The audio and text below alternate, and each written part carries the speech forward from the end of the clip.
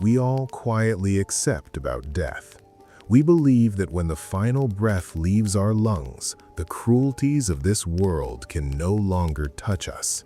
The grave is the ultimate sanctuary, a place where the debts of life are canceled, where enemies can no longer wield their blades, and where the fragile human body is finally granted the dignity of peace. But what happens when the hatred of your enemies is so profound, so utterly consuming, that 6 feet of earth is not enough to stop them? What happens when the men who sought your destruction in life refuse to let you rest in death? The year is 897 AD. The city is Rome. But this is not the Rome of glorious antiquity, of shining marble and stoic philosophers. This is a Rome that has descended into a prolonged, suffocating nightmare. The aqueducts are broken, bleeding stagnant water into the valleys. The great Colosseum is a crumbling shell, overgrown with weeds and shadows. The streets are ruled by vicious aristocratic families who view murder not as a sin, but as a standard political maneuver.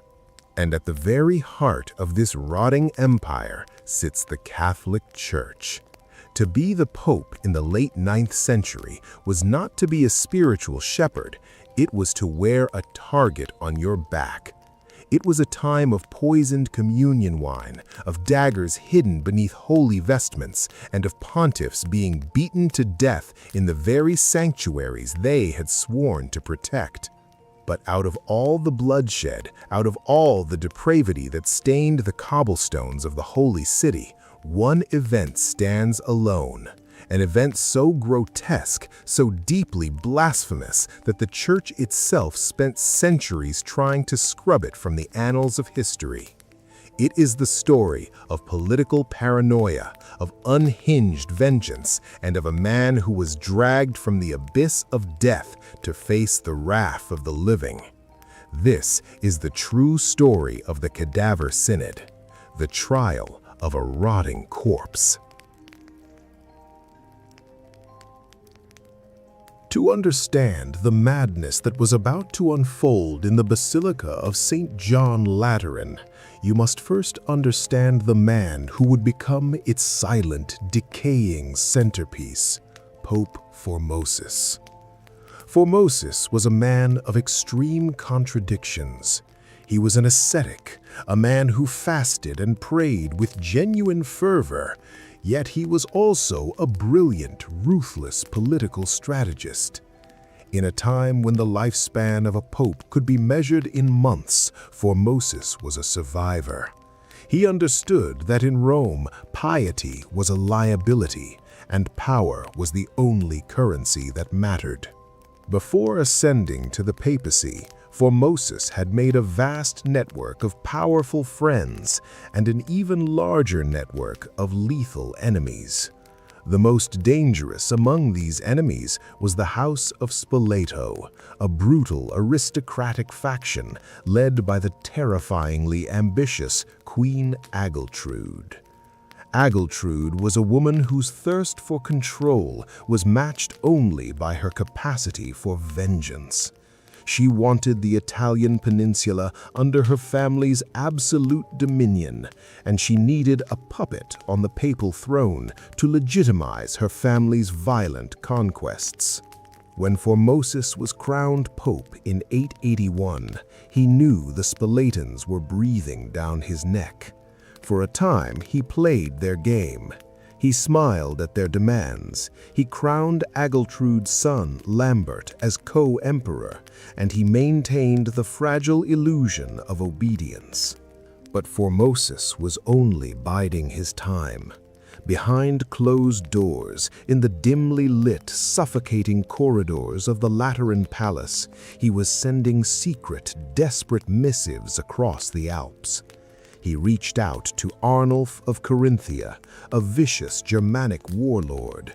Formosus begged Arnulf to march on Rome, to shatter the Spoleto family, and to liberate the papacy from their iron grip. Arnulf answered the call. He marched his armies over the mountains, cutting a bloody swath through Italy. He breached the walls of Rome, sending Queen Agiltrude and her son fleeing for their lives into the countryside. In a grand, triumphant ceremony, Formosus crowned Arnulf as the true emperor.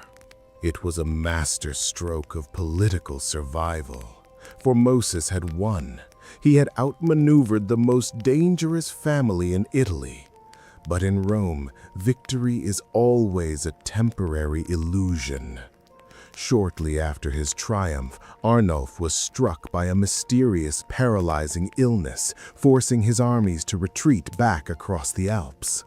Formosus was left utterly defenseless. The shield he had summoned had shattered, and in the dark forests outside the city, the House of Spoleto was regrouping, their humiliation fermenting into a blinding, rabid hatred.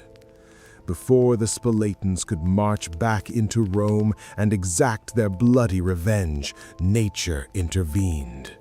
On April 4, 896, Pope Formosus died. The cause of his death remains a mystery. Some say it was a sudden stroke brought on by the crushing stress of his impending doom. Others whisper that a slow-acting poison finally took its toll, slipped into his food by a spy loyal to Agiltrude. Whatever the cause, Formosus was dead. His body was washed, anointed with holy oils, wrapped in the heavy gold-threaded vestments of his office, and laid to rest in a stone sarcophagus within the sacred grounds of St. Peter's Basilica. The heavy marble lid was slid into place, sealing him in darkness. Formosus had escaped. He had played the deadly game of Roman politics, and by dying before his enemies could reach him, he had technically won.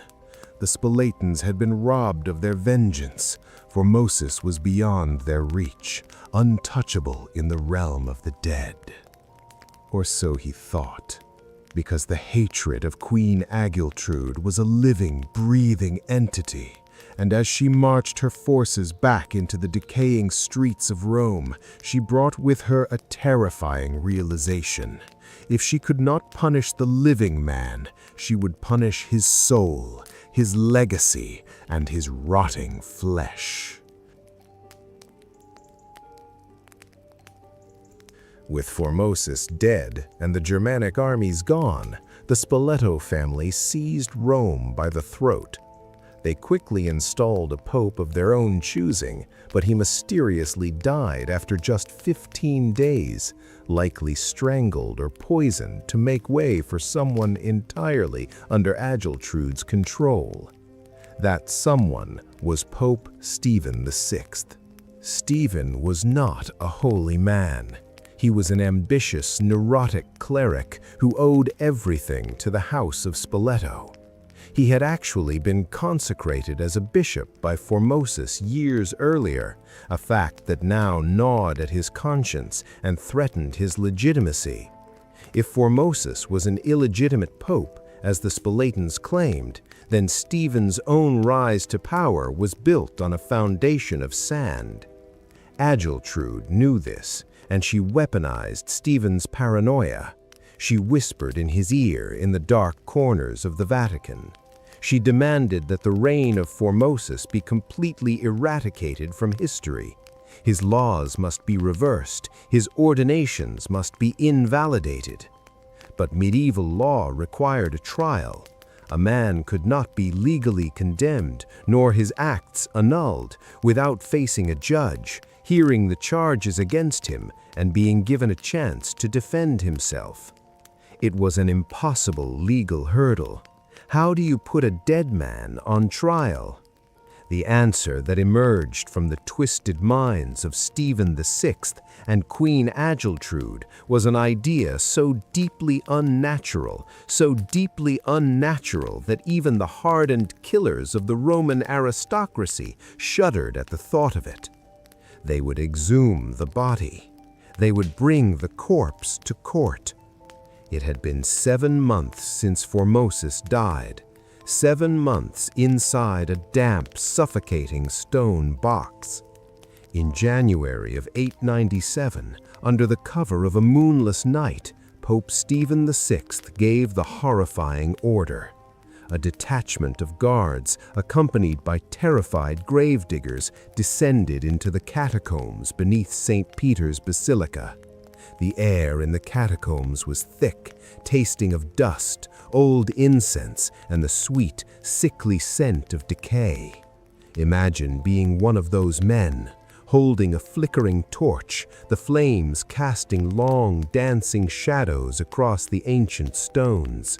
You hear the grinding, heavy scrape of crowbars wedged beneath the marble lid of the tomb. You feel the cold sweat on your neck. You know that breaking the seal of a papal tomb is a damnable offense, a sin that could drag your soul straight to hell. But the wrath of the living pope is much more immediate than the wrath of God. With a sickening crack, the marble lid is pushed aside. The stench hits them instantly, a physical, suffocating wave of putrefaction that forces the men to violently gag, dropping their tools as they stagger back. Inside the tomb, the darkness clings to the body of Pope Formosus. 7 months in the damp Roman earth is a horrific catalyst. The body is no longer human, but it is not yet dust. It is in the most grotesque stage of decomposition. The skin has turned a mottled, bruised black, drawn tight over the skull, peeling back to reveal a rictus grin. The eyes have long since liquefied, leaving behind hollow, staring cavities.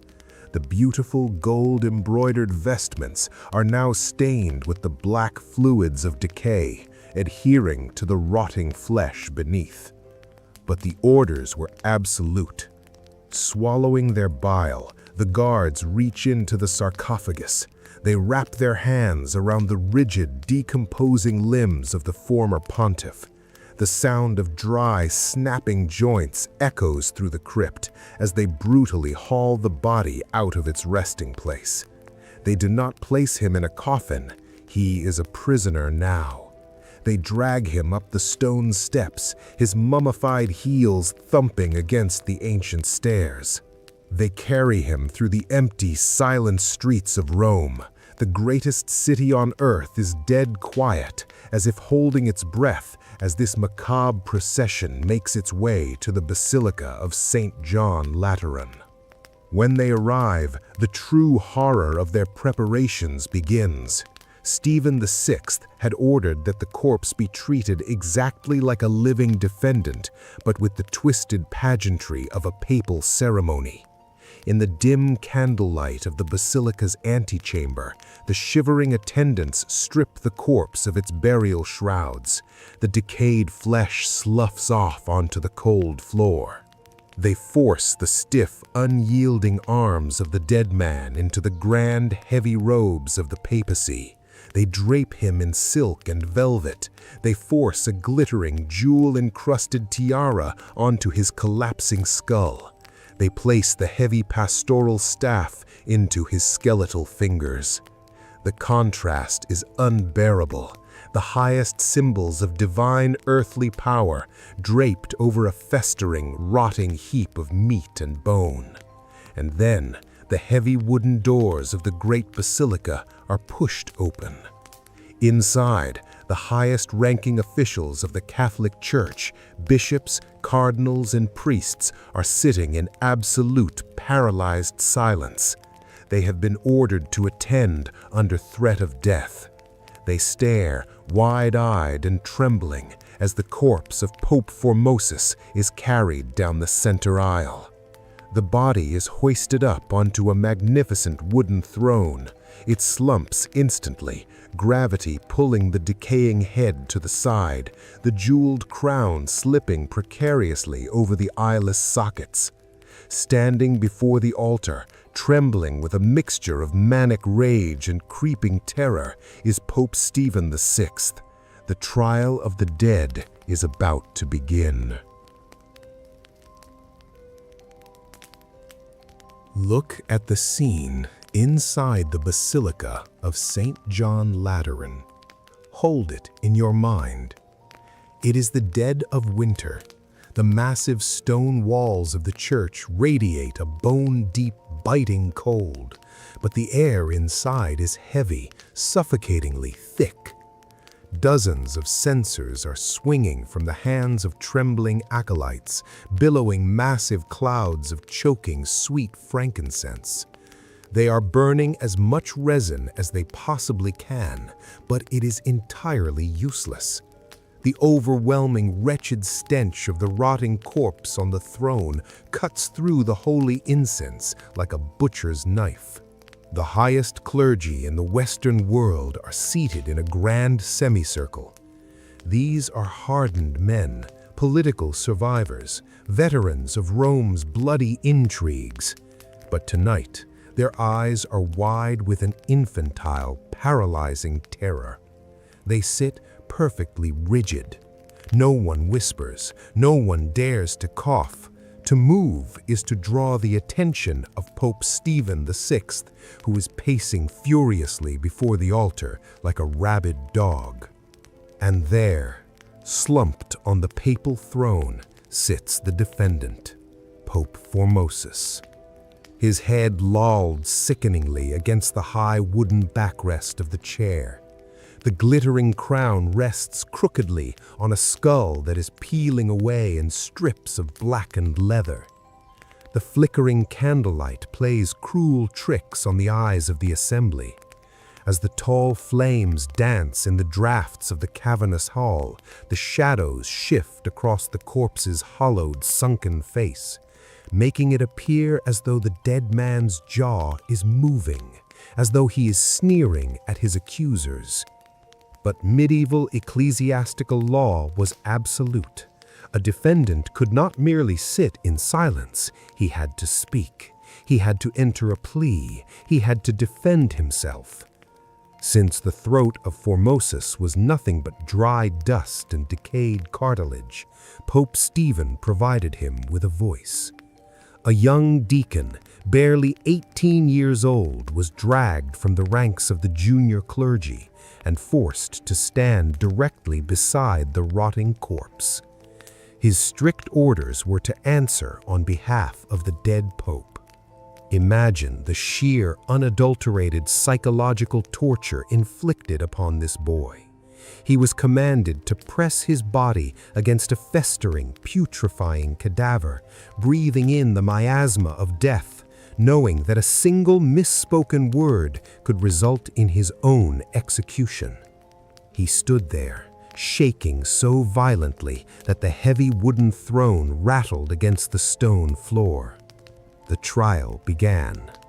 Pope Stephen VI did not conduct a legal proceeding. He unleashed an exorcism of his own paranoid madness. He marched up to the throne, his face flushed purple with rage, the veins bulging in his neck. He pointed a trembling, accusing finger directly into the empty, liquefied eye sockets of Formosus. His voice echoed through the vaulted ceilings, a piercing, hysterical shriek. "When you were Bishop of Porto, why did you usurp the universal Roman See in such a spirit of ambition?" The silence that followed was the most terrifying sound in the world. The living pope, dripping in jewels and fine silks, screaming at a pile of rotting meat wrapped in gold. The entire basilica held its breath. Stephen glared at the young deacon, the boy weeping silently, his knees buckling under the weight of his own terror, forced himself to speak the words he had been instructed to say.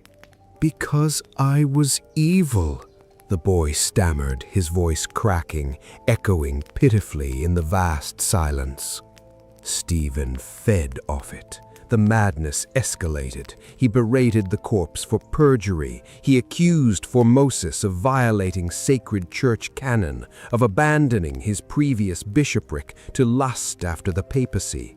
He screamed questions, paced away, then spun back around to scream again, hurling insults at the unblinking, decaying face of his predecessor.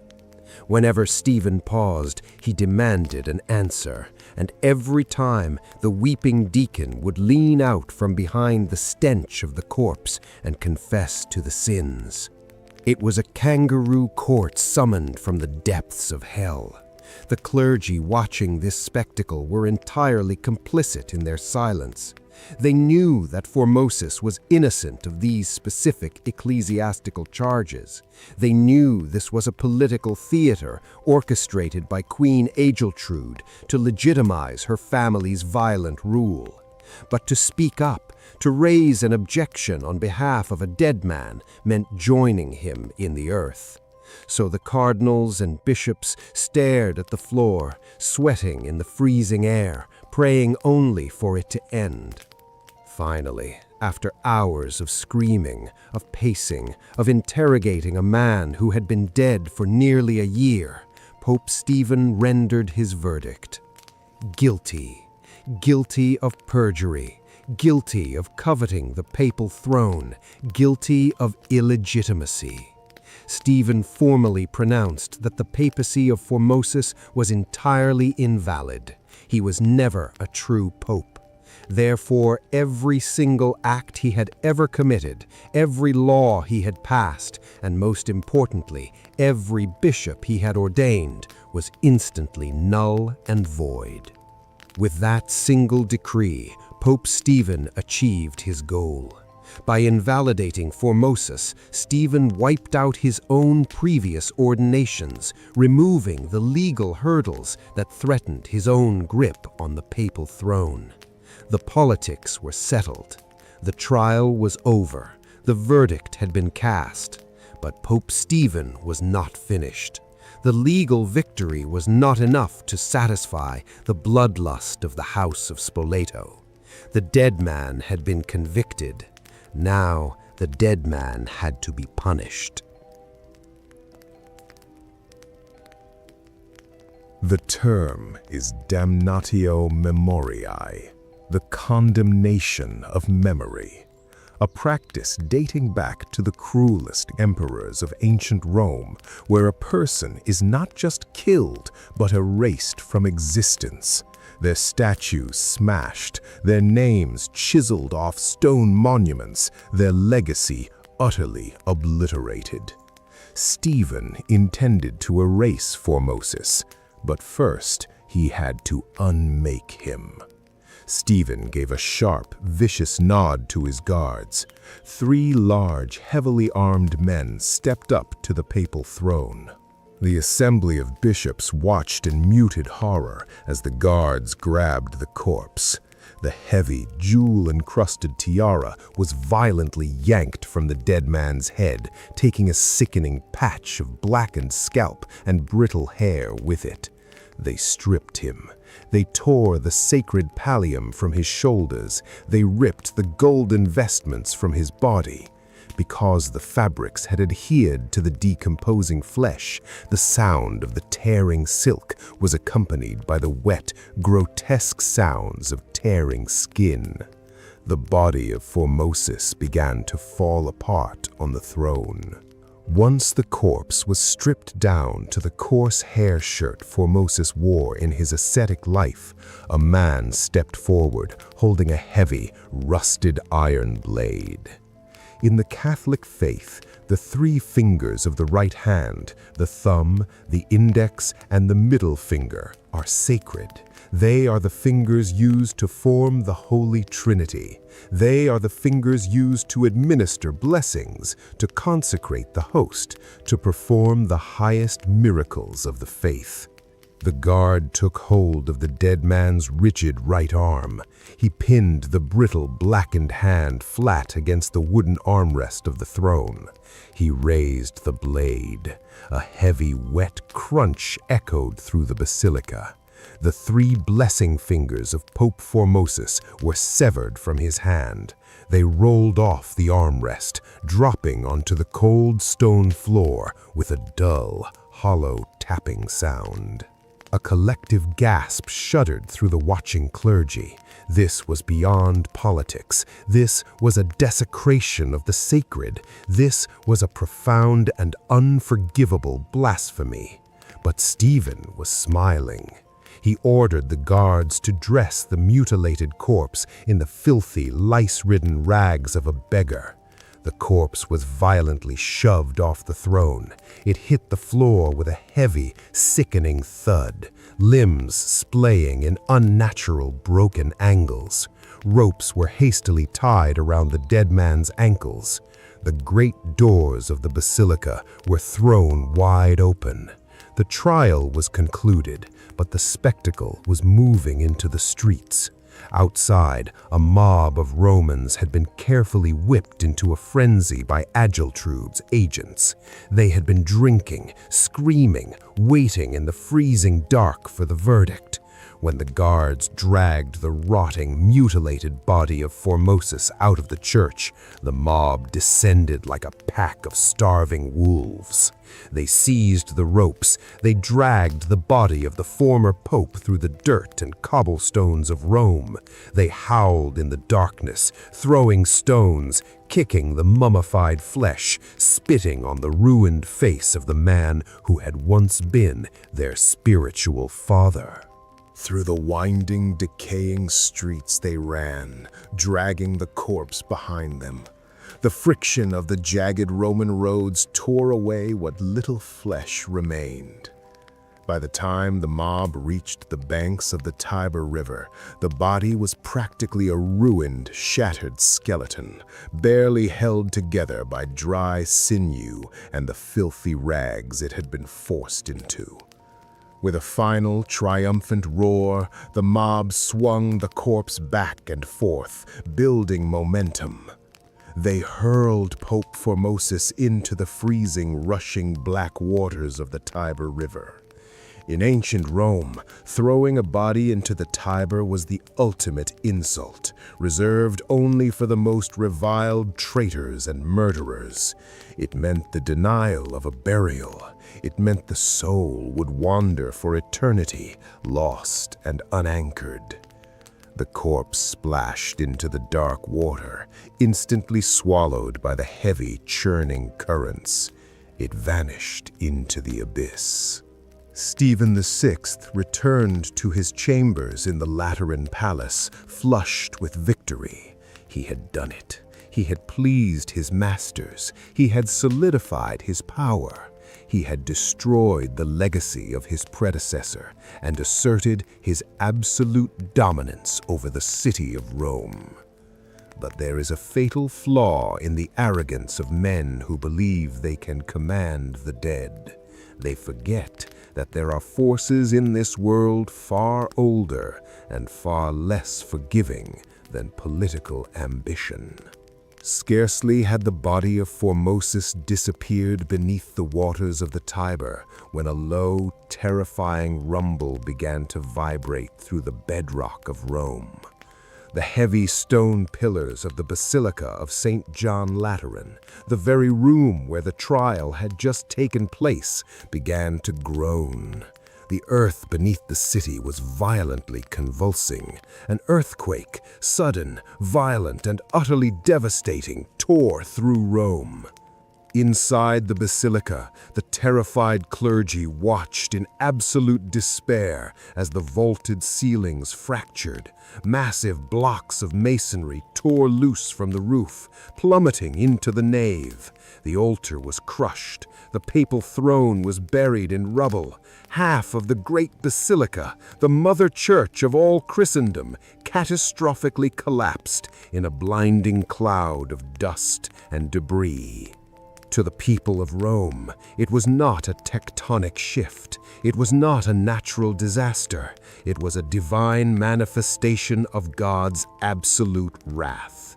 The heavens had witnessed the blasphemy of the cadaver synod, and the judgment of the Almighty was falling upon the city. The mob that had cheered the defilement of the corpse suddenly fell silent, staring at the collapsed roof of their holiest site. The fear that had paralyzed the clergy now bled out into the streets, infecting every man, woman, and child in Rome. The atmosphere in the city shifted overnight. The triumph of Pope Stephen VI evaporated, replaced by a creeping, suffocating paranoia. Because the dead, it seemed, were not finished speaking, and the Tiber River, swollen with winter rains, was about to surrender its secrets. The earthquake shattered more than just the stone pillars of St. John Lateran. It shattered the illusion of Pope Stephen's authority. In the immediate aftermath of the collapse, the streets of Rome were gripped by a feral, superstitious panic. The citizens whispered in the alleyways, pointing to the ruined basilica. The message was clear. God was furious. The trial was an abomination.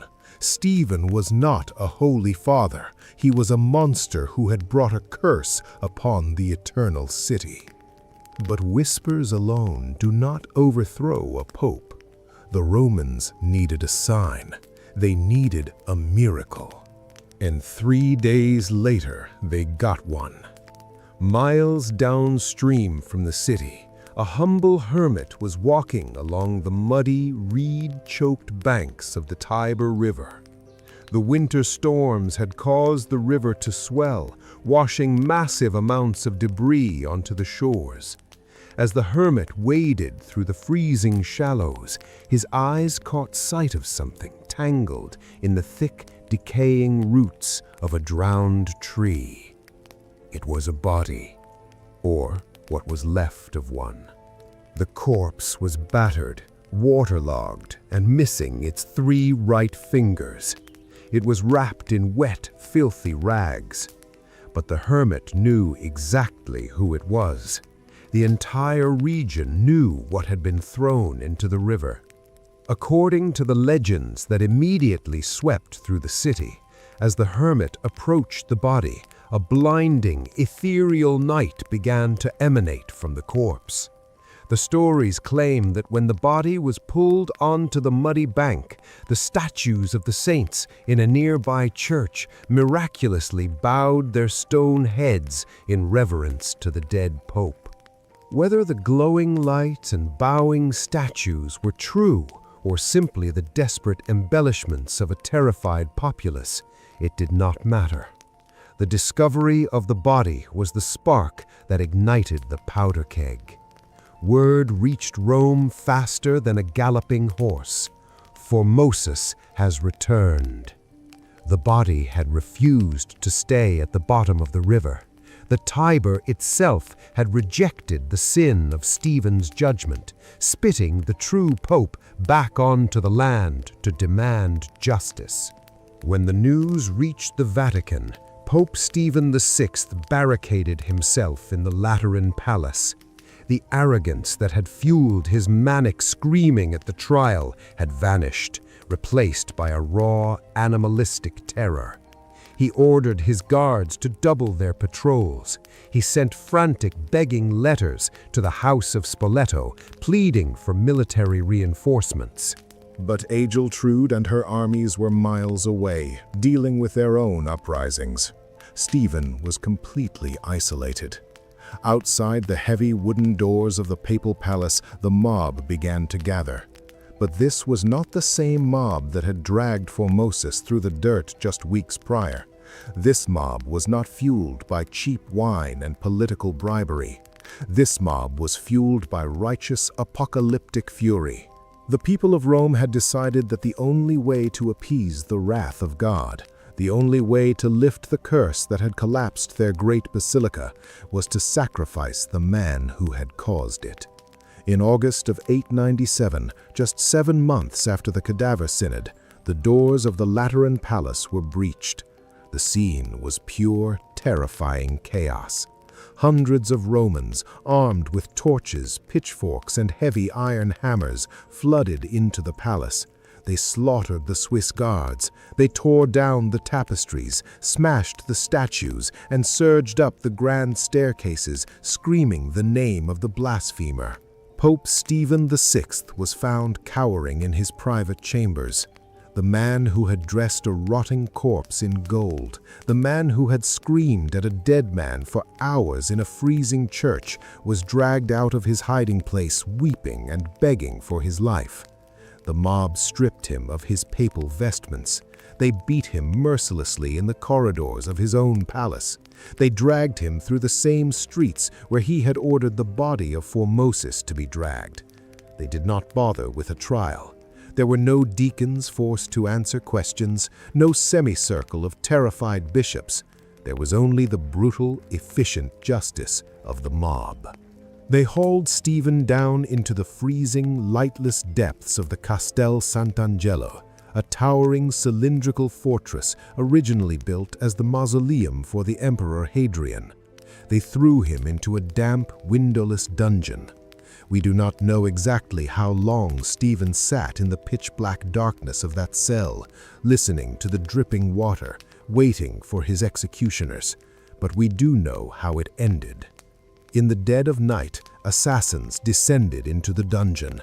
They did not use a blade. They did not offer him a final prayer. They wrapped a heavy garrote wire around the neck of Pope Stephen VI, and they strangled him to death in the dark. His eyes bulged, his hands tore at the wire, his heels kicked against the cold stone floor, and then he was gone. The architect of the Cadaver Synod was dead, but the madness he unleashed upon the papacy was only just beginning. You would think the death of Stephen would bring an end to the nightmare. You would think the church would bury their dead, rebuild their basilica, and beg the world to forget the horrific events of 897. But blood demands blood. And in the late 9th century, Rome was a city addicted to vengeance. Following Stephen's assassination, the papacy descended into a period of absolute, unprecedented chaos. In the span of just a few years, a rapid succession of popes took the throne, each one violently overturning the decrees of the last, turning the Vatican into a bloody revolving door of political factions. First came Pope Romanus, who lasted a mere 4 months before he was inexplicably deposed and forced into a monastery. Then came Pope Theodore II. He reigned for only 20 days, but in those 20 days, he made a decision that would cement the legacy of Formosus forever. Theodore ordered that the battered, mutilated body of Formosus be brought back to Rome. The scene was the exact inverse of the Cadaver Synod. It was a procession of deep, profound sorrow. The corpse of Formosus, now barely more than a skeleton, was wrapped in the finest, most opulent pontifical robes available. The entire clergy of Rome, weeping and carrying massive beeswax candles, marched behind the body as it was carried back into St. Peter's Basilica. Theodore formally annulled the Cadaver Synod. He declared that Formosus was, and always had been, a true and legitimate pope. The body was laid back into its original stone sarcophagus, the heavy marble lid was sealed, and the pontiff was finally, supposedly, laid to rest. Theodore died a few days later, his mission accomplished. The next pope, John IX, went even further. He held a massive synod, gathering bishops from across the empire, and officially ordered that all records of the Cadaver Synod be burned. He declared that putting a dead man on trial was a grotesque violation of human decency, and banned the practice forever. It seemed the nightmare was over. Formosus was vindicated. But history is rarely so kind. because less than a decade later, the Spoleto faction clawed their way back into power, and they installed Pope Sergius III. Sergius III was not just a supporter of the Cadaver Synod. He had been one of the judges sitting in the basilica, watching Stephen scream at the corpse. He hated Formosus with a passion that burned brighter than 1,000 suns. Sergius immediately overturned everything Theodore and John IX had done. He declared that Formosus was, once again, illegitimate. He reaffirmed the guilty verdict of the Cadaver Synod. And according to several historical chronicles from the era, Sergius was so consumed by his hatred that he committed the unthinkable. He ordered the tomb of Pope Formosus to be opened again. More than 8 years had passed since Formosus first died. There was nothing left but dry bones and dust. Yet some historians claim that Sergius had those bones dragged out, placed on the throne, and subjected to a second trial. When he was finished screaming at the skeletal remains, Sergius supposedly ordered the bones to be beheaded and once again thrown into the dark waters of the Tiber River. Whether this second trial physically happened or whether it was simply a metaphorical decree, the truth remains clear. The hatred of these men transcended sanity. The legacy of Formosus was a battleground that consumed the minds of the most powerful men in the world, dragging the entire Catholic Church into an era so corrupt, so unbelievably depraved, that historians later named it the pornocracy, the rule of the harlots. Today, if you walk through the glittering golden halls of the Vatican, you will see magnificent statues of saints, glorious frescoes painted by Michelangelo, and the polished marble tombs of the popes. It is a place of serene, untouchable holiness. But beneath those polished floors, beneath the layers of Renaissance beauty, the blood and the madness of the 9th century are baked into the very foundations of the city. The Catholic Church successfully burned almost every official document regarding the Cadaver Synod. They desperately tried to erase Pope Stephen VI's horrific crime from the history books, but they failed, because a terror that profound leaves a stain that cannot be scrubbed away. We are left to wonder about the fundamental nature of hatred. How deeply must you despise a human being to rob them of the peace of the grave? What kind of dark, festering rot must exist in a man's soul to look upon a decomposing corpse, a fragile, rotting vessel returning to the earth, and feel nothing but a desire to inflict pain upon it?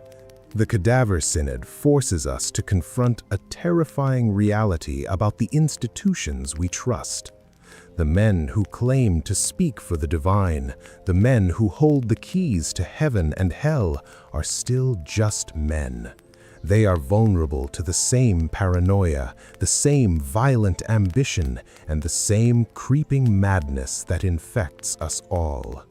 Pope Formosus died on April 4, 8896. He won the game of life, but his enemies made sure he lost the game of death. So the next time you stand at the edge of a cemetery, listening to the wind rustle through the quiet trees, looking at the heavy stones meant to keep the dead safely in the earth, remember the true story of Pope Formosus. Remember that the grave is only a sanctuary if the living allow it to be, and if your enemies are powerful enough and their hatred is deep enough, not even death can save you.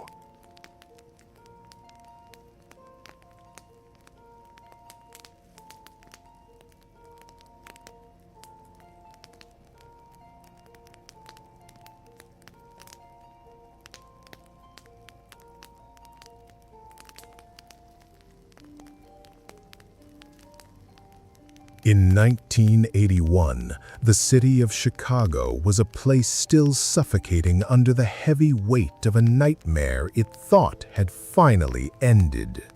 Just 2 years prior, police had dragged 29 victims out of the crawl space of a seemingly normal, jovial contractor named John Wayne Gacy.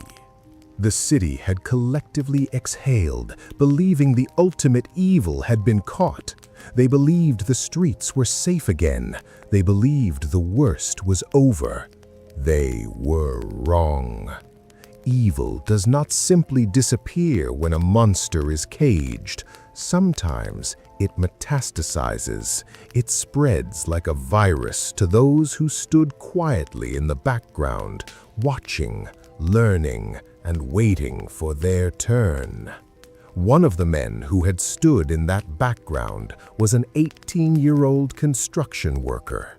He was quiet, unassuming, and desperate for approval. For a time, he worked directly under John Wayne Gacy. He spent days in that house of horrors, entirely aware of the dark reality seeping up through the floorboards. But instead of running to the police, instead of fleeing in terror, this young man found himself captivated. He didn't just admire Gacy, he idolized him. He studied him. His name was Robin Gecht. When Gacy was arrested, Robin Gecht was left without a mentor. But he had learned the most terrifying lesson of all: how easy it is to make a human being disappear in a crowded city. How easy it is to hide in plain sight. But Gecht did not want to be a lone predator hiding his secrets in the dirt. He had a darker, more grandiose vision. He didn't just want victims, he wanted disciples. He wanted to be a god. Gecht began to recruit.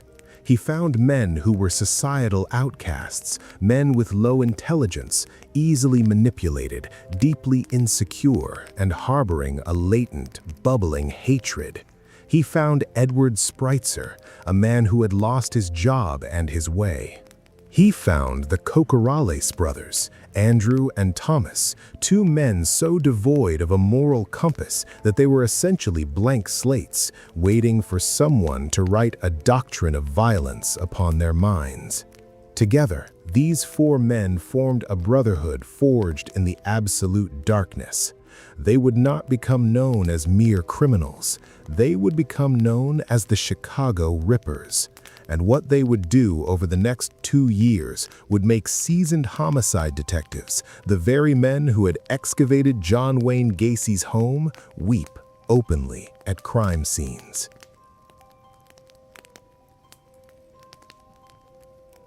It is May 23, 1981. A 28-year-old woman named Linda Sutton is walking home in the early hours of the morning. The streets are quiet. The hum of the city is a distant whisper. A red Dodge van slowly pulls up alongside her. In the early 1980s, a van slowing down beside you in the dark was an unsettling sight. But it wasn't an immediate death sentence. Not yet. The side doors slide open. Before Linda can register the danger, multiple pairs of hands reach out from the darkness of the vehicle. She is violently dragged inside. The heavy metal doors slam shut, instantly cutting off her screams from the outside world. 10 days later, Linda Sutton's body is found in a field in Villa Park. The condition of her remains is so profoundly disturbing that the police immediately realize this is no ordinary crime. This is not a robbery gone wrong. This is an act of ritualistic cruelty. Her body bears a horrific, specific signature, a trauma so severe it leaves investigators frozen in shock. The police are baffled. They have no suspects, no witnesses, and no motive. They don't yet know about the red van. They don't yet know about Robin Gecht and his disciples.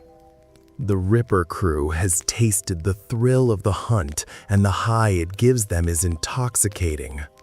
For the next year, the red Dodge van becomes a phantom roaming the streets of Chicago and its suburbs. They cruise aimlessly, 4 men sitting in the dark, hunting. They look for women walking alone, women waiting at bus stops, women leaving their shifts at local diners. On May 15, 1982, 21-year-old Lorraine Borowski is walking to her job at a real estate office in Elmhurst. It is broad daylight. It is a beautiful, clear morning. The van pulls up. The doors open. A witness hears a muffled scream and sees a red van speeding away. When police arrive at the scene, all they find is Lorraine's purse, her keys, her shoes, and scattered coins on the sidewalk. She has vanished into thin air. Just weeks later, another woman, 30-year-old Shui Mok, goes missing after an argument with her brother on a busy street. The van takes her too. Then comes Angel York, then Sandra Delaware. The disappearances are piling up.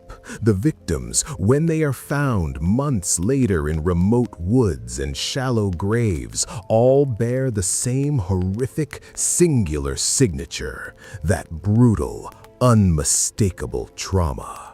Panic begins to grip the city. Women are terrified to walk to their cars. Locksmiths are working overtime, but the police are chasing a ghost. The attacks seem entirely random. The victims have no connection to one another. Different ages, different races, different neighborhoods. The only common denominator is that they were all violently erased from the earth by men who left no trace behind.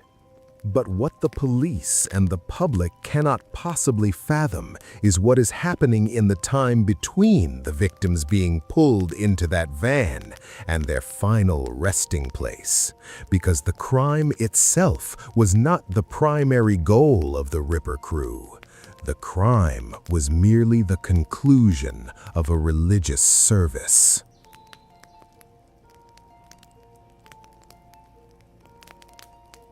Robin Gecht's home on the northwest side of Chicago looked like any other house on the block. He was married, he had children. To the neighbors, he was just a quiet man who worked hard and kept to himself. But the attic of that house was not a storage space. It was a temple. Gecht had constructed a makeshift chapel under the eaves of his roof. The walls were draped in heavy red and black fabrics. At the center of the room stood an altar, constructed and decorated with occult symbols. There were candles, heavy iron shackles, and sinister instruments laid out with terrifying precision. When the red van returned to Gecht's home in the dead of night, the doors would open and the terrified, blindfolded victim would be carried up the stairs, past a sleeping wife and children, and into the attic. Once inside, the true horror of Robin Gecht's cult was unleashed. He would don a specialized dark hooded robe. He demanded that Spritzer and the Cocorales brothers address him not by his name, but as their master. Gecht would read from what he claimed was a dark satanic text. He preached to his 3 followers that to gain absolute power, wealth, and immortality, they had to offer a sacrifice to the underworld. And their master required a very specific offering. The women were strapped to the altar. What followed were hours of unimaginable systematic torment. Gecht would lead the rituals, orchestrating the violence with the calm, terrifying precision of a fanatic. But the climax of the ritual, the reason the victims were found in such a specific state, was the sacrament. Gecht would use a garrote wire to construct a makeshift tourniquet. and he would inflict an unthinkable, permanent physical trauma upon them. But it did not end there. Gecht would place the remnants of this trauma into a wooden box he kept on the altar. He would then force his followers to participate in a grotesque, unholy communion. They would partake in an unspeakable act, believing, under Gecht's hypnotic control, that they were absorbing the life force of the women, that they were cementing a dark pact with the devil himself. This was their bond. This was the dark secret that tied the four men together. Spritzer and the Cocorales brothers were not just accomplices, they were completely brainwashed zealots who believed Robin Gecht was a conduit to the underworld. They feared him, they revered him, and they would do absolutely anything he asked.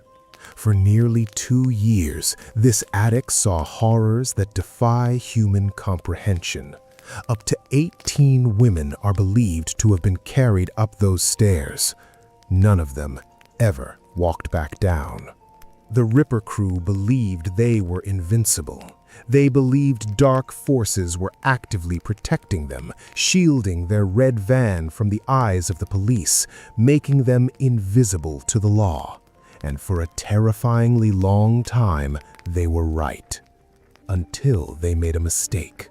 Until they took a woman who simply refused to die. It is September 5th, 1982.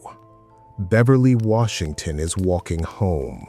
She is a mother, fiercely dedicated to her children, and she has survived hardships in her life. She is strong. The red van spots her. The doors slide open. The hands reach out. Beverly fights back, but the sheer force of the four men overwhelms her. She is thrown into the back of the van, bound and blindfolded. She is taken to the attic.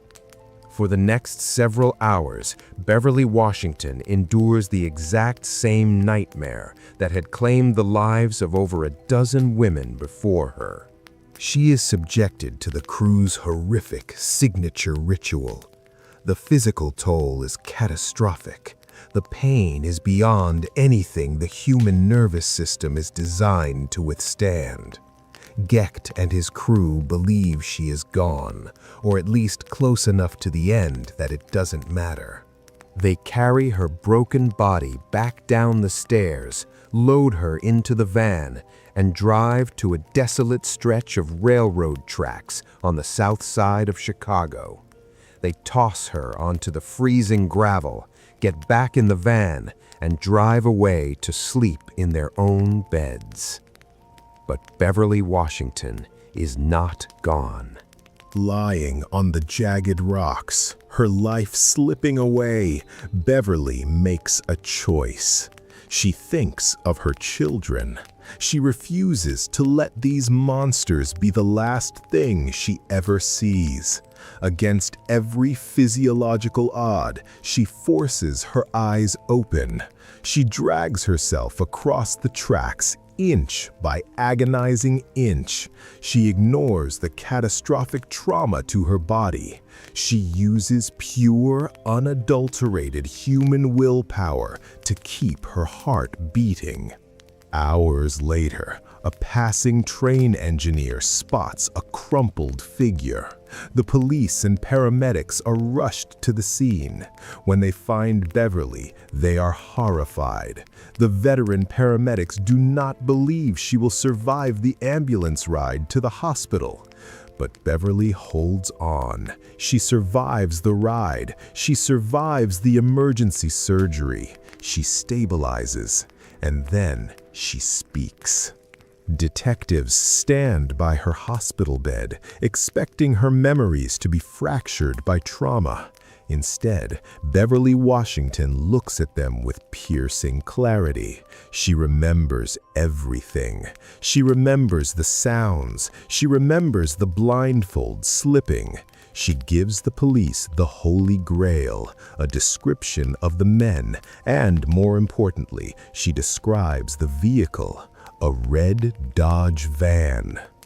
Armed with this information, the Chicago police launch a massive, targeted manhunt. The Phantom finally has a shape. Detectives begin scouring the streets, running plates, checking every registered red van in the district. It takes weeks of relentless police work, but finally, an officer spots a van matching the description. It is parked near a motel. The police run the plates. They belong to a man named Robin Gecht. They bring Gecht in for questioning. He sits in the interrogation room, entirely relaxed. He is arrogant. He smiles. He denies knowing anything about any crimes, any red van, any rituals. He thinks he is smarter than the detectives. He thinks his dark pact has made him untouchable. But the police don't just stop at Gecht. They look at his associates. They bring in Edward Spreitzer. They bring in Andrew and Thomas Cocorales. Robin Gecht was a hardened psychopath, capable of withstanding police pressure. But his followers, they were weak. They were cowards who only felt strong when they were hunting in a pack. The moment the detectives separate the men and begin to apply pressure, the Dark Brotherhood shatters. Thomas Cocorales is the first to break. Sitting in the sterile, brightly lit interrogation room, completely separated from his master, the illusions of satanic invincibility evaporate. Thomas begins to talk, and once he starts, he cannot stop. The detectives sit in stunned, sickening silence as Thomas casually details the horrors of the attic. He tells them about the altar. He tells them about the mutilations. He tells them about the unholy communions. He confesses to the fates of Lorraine Borowski, Shui Mock, Linda Sutton, and others. He gives up his brother Andrew. He gives up Spreitzer, and he points the finger squarely at Robin Gecht as the mastermind. Thomas breaks next, corroborating every horrifying detail. Then Andrew. The police raid Gecht's home. In the attic, they find the terrible truth exactly as the followers described it. The dark altar, the red and black walls, the undeniable forensic evidence that proves this was the nightmare room where Chicago's most vulnerable women were taken. Robin Gecht never confesses. Even as he is dragged into court, even as his own disciples testify against him, Gecht maintains a cold, reptilian silence. He is convicted of the brutal attack and attempted murder of Beverly Washington, largely thanks to her incredibly brave testimony in court. He is sentenced to 120 years in prison. Edward Spreitzer is sentenced to death, which is later commuted to life in prison without parole. Andrew Cocorales, the most violent of the followers, is sentenced to death. In March 1999, Andrew is strapped to a gurney and executed by lethal injection. He takes his last breath knowing he's the very last inmate to be executed in the state of Illinois before the state abolishes the death penalty.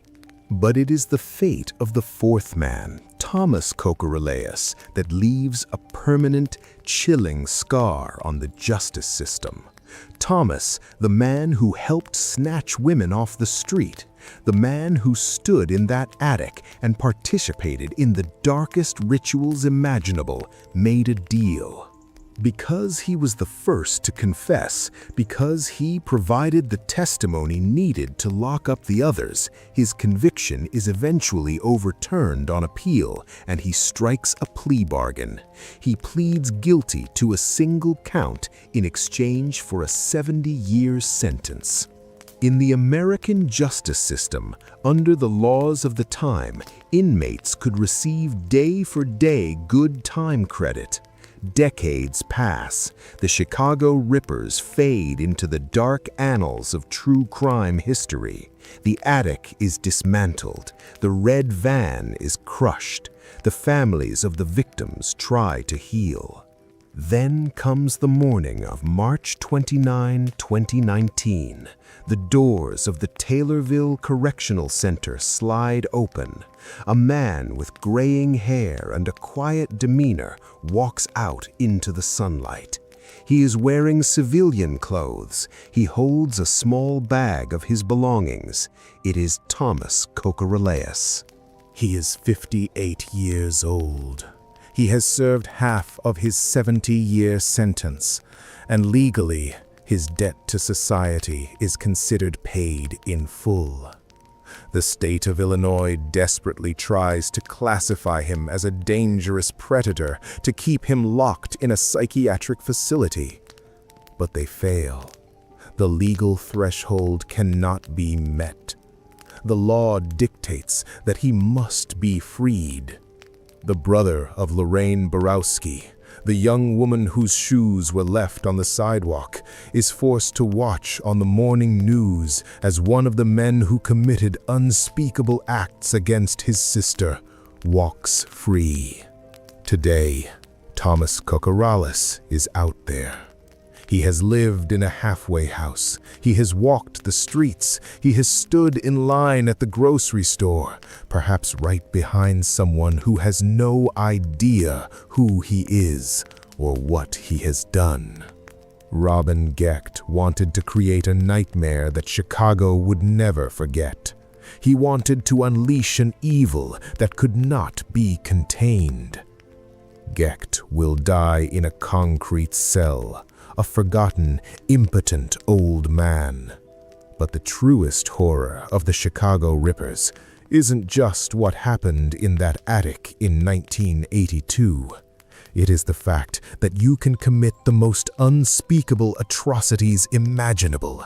You can participate in the absolute worst of human depravity. And still, one day, the prison doors might just open for you. The monsters don't always stay in the dark. Sometimes they walk right back out into the light, and they live right next door.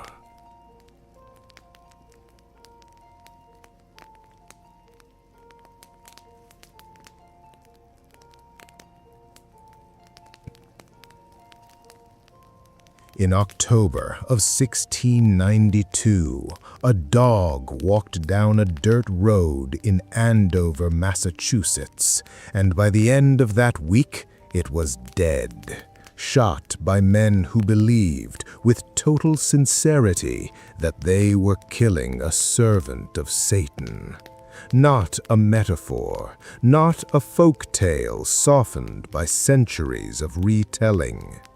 A real animal with a real heartbeat was hunted down by its own neighbors because a teenage girl pointed a finger and said the word witch. To understand how a village reaches the point where it executes a dog, you have to understand something uncomfortable about human beings. Terror doesn't need evidence.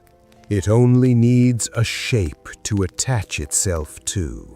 And in the autumn of 1692, in a cluster of Puritan settlements in New England, terror had already devoured 19 men and women on the gallows, crushed one more beneath a slowly stacking pile of stones, and left over 150 people rotting in jail cells on the accusation of invisible crimes.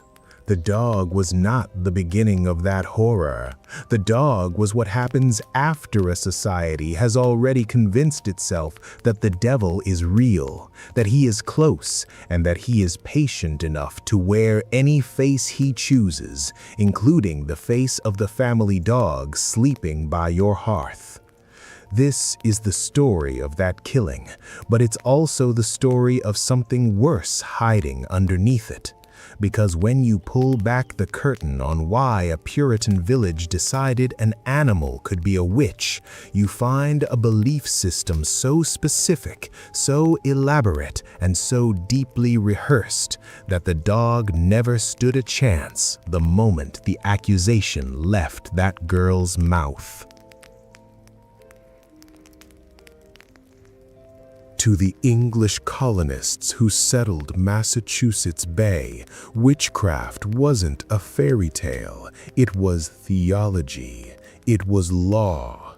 The Bible itself, in the book of Exodus, commanded, "Thou shalt not suffer a witch to live." Massachusetts had turned that verse into statute. If a person was found to have or consult with a familiar spirit, the punishment was death. And a familiar spirit, in the minds of 17th century New Englanders, was not some vague ghost.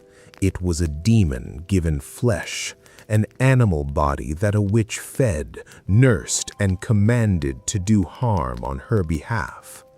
The idea had crossed the Atlantic from England, where witch hunters like Matthew Hopkins had spent the 1640s dragging alleged witches before magistrates and demanding they name their familiars. Cats were common, so were toads, so were rats that supposedly suckled blood from a hidden witch's teat on the accused's body. But dogs held a special, more sinister place in this cosmology, because dogs were already everywhere. They guarded homes, they herded livestock, they slept at the feet of children. A cat crossing your path at midnight was strange. A dog looking at you was Tuesday. That familiarity is exactly what made the fear so effective. The devil, according to the sermons these villagers heard every single Sunday, did not need to invent a monster. He only needed to borrow something you already trusted. But sermons alone did not seal the fate of these animals. To understand how dogs went from household pets to targets of a violent mob, we have to look at a grotesque ritual that took place months earlier, at the very beginning of the hysteria.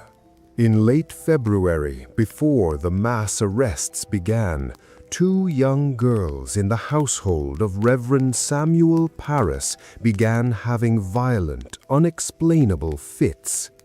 Desperate to uncover the invisible witch tormenting them, a neighbor named Mary Sibley approached Tituba, the enslaved woman of the Parris household, with a sinister proposition. Tituba was instructed to gather the ingredients for what was known as a witch cake. The recipe was a grotesque perversion of domestic life. She took coarse rye meal, sweeping the dust and chaff of the harvest into a bowl. But the binding agent was not water or milk.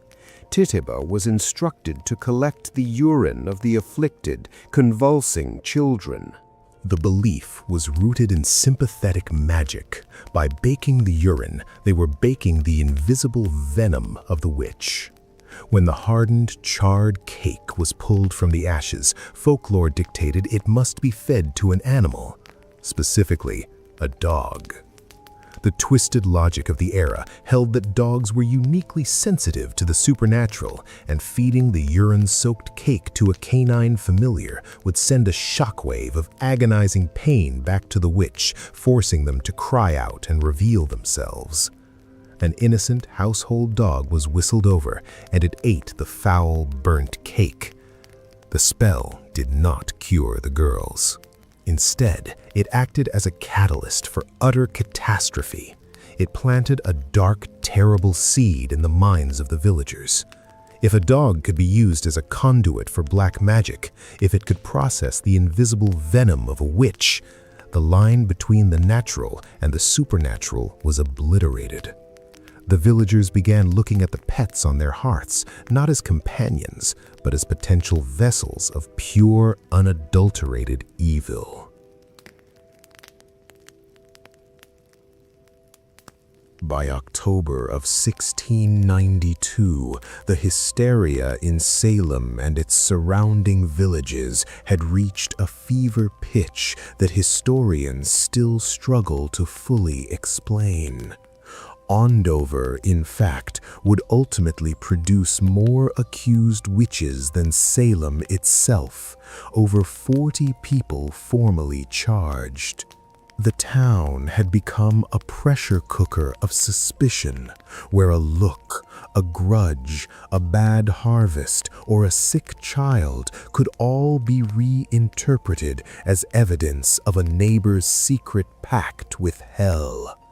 It was in this atmosphere, soaked in weeks of executions and confessions extracted under unbearable pressure, that a girl in Andover looked at a dog belonging to a neighboring family and felt herself afflicted. She said the animal had tormented her. She said it in front of others, and in a town where a wrong word could put a noose around a human neck, that accusation against an animal moved with terrifying speed. There was no elaborate trial, no magistrate weighing evidence for weeks. The villagers who heard the accusation did what people consumed by fear tend to do. They acted immediately, before the terror could spread further, before the witch's familiar could do more harm. Someone raised a musket. The dog was shot where it stood. It was a lynching of an animal carried out by ordinary people who genuinely believed they had just stopped a demon from claiming another victim. There was no lawyer to argue the dog's innocence, no one to ask the obvious, chilling question: what if it was just a dog?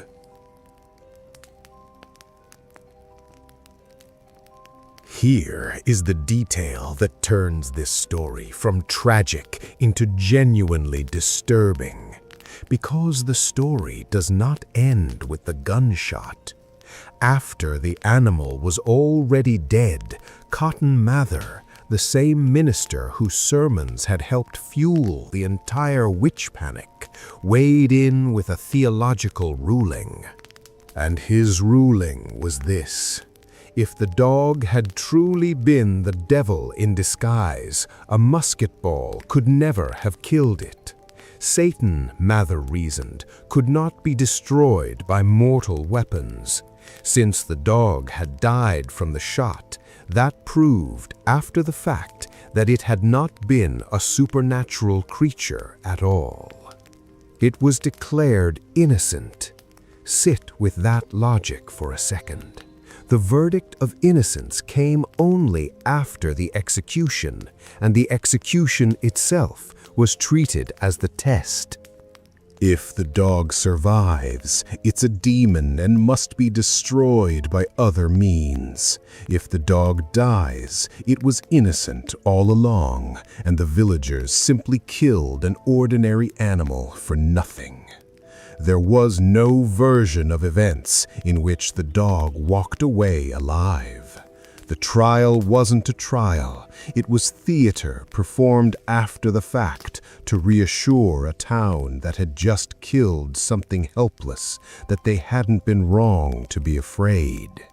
And it gets worse, because this wasn't the only dog. Records and long-standing local accounts describe a second dog, accused in a separate incident during the same wave of hysteria that met a similar fate. This time, historical accounts suggest Mather did not extend the same after-the-fact pardon. The second animal was not given even the hollow comfort of a posthumous verdict of innocence. It's tempting from 3 centuries away to look at this and laugh, to see it as almost absurd, a village of grown adults convinced that a family dog was secretly Satan.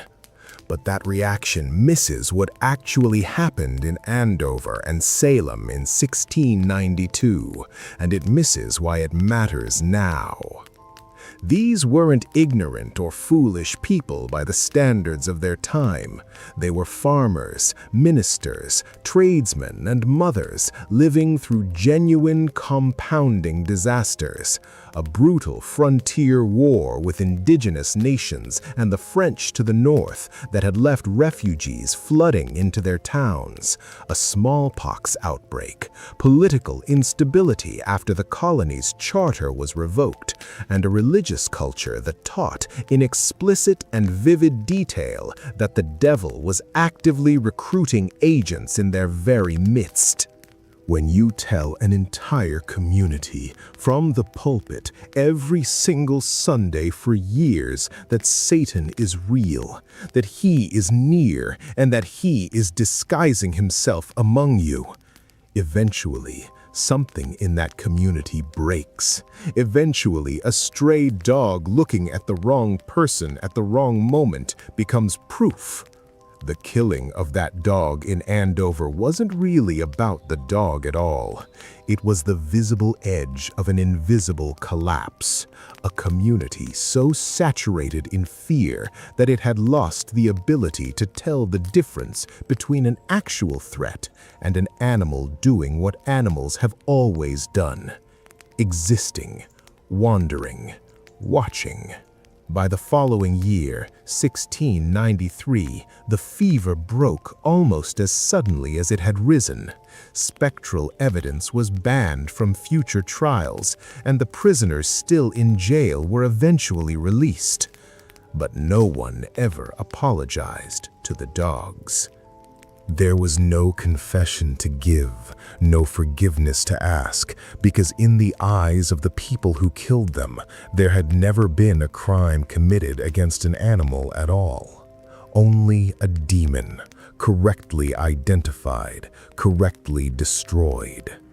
It would take Massachusetts over 300 years until 2001 to formally exonerate every person convicted in the Salem trials. The dogs were never part of that reckoning. They remain, to this day, uncounted, casualties of a panic so total that even a household pet sleeping at someone's feet the night before could wake up the next morning already condemned. And maybe that's the detail that should actually keep you up tonight. The belief system that killed those dogs didn't require them to have done anything at all. It only required someone, somewhere, afraid enough to decide that they had.